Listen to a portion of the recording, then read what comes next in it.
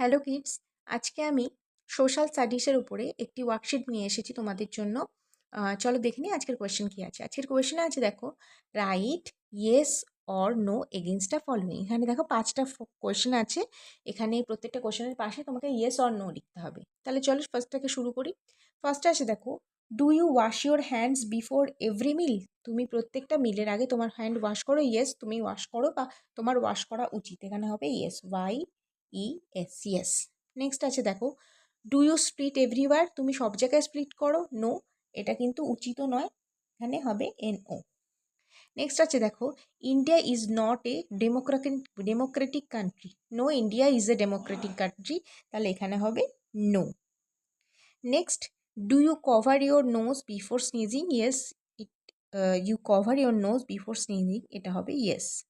Next দেখো, the president of India lives in new Delhi. Yes, the president of ইন্ডিয়ার house হচ্ছে new দিল্লিতে, তো এটা হবে ইয়েস।